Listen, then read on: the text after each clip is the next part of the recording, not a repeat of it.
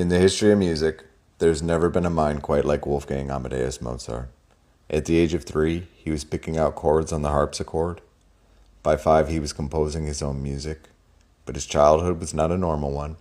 He was a global sensation before the age of 10, traveling across Europe with his father and sister, performing for royalty in palaces and crowded halls.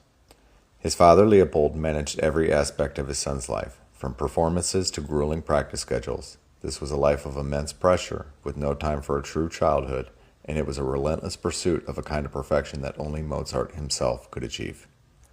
He was a phenomenon that was both celebrated and exploited. The physical and emotional demands of this life were extraordinary. They were constantly traveling, often in poor conditions, and for a young mind to absorb so much, so fast, it was a unique kind of education, but also a tremendous burden. This early life of a performing prodigy was the forge where his unparalleled talent was first tempered by the cold, hard realities of the world.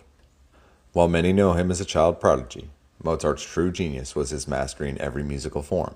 He was a universal composer. From symphonies and operas to chamber music and concertos, he conquered every style with a grace and ease that seemed effortless. He studied the works of Bach and Handel, absorbing their intricate counterpoint and harmonic rigor, and then he made it his own. His music was not just technically brilliant, it was full of melody, emotion, and an underlying sense of balance that felt completely natural. He had a flawless sense of structure and a deep understanding of how to build tension and release it. He could write a piece of music that was technically complex, yet sounded so simple and beautiful that it could move a listener to tears.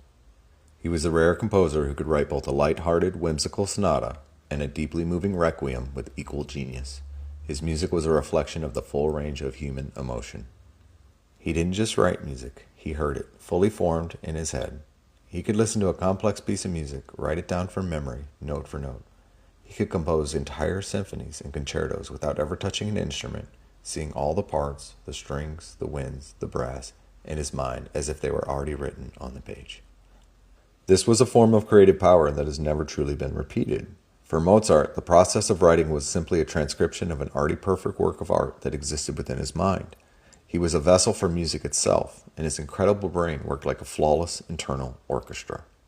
He wasn't just creating music, he was channeling it, and that divine ability is what truly sets him apart from every other composer in history.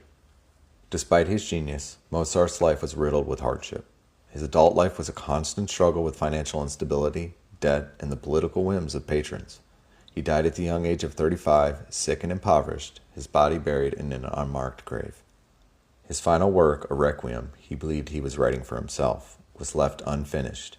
He was a star who burned brightly and burned out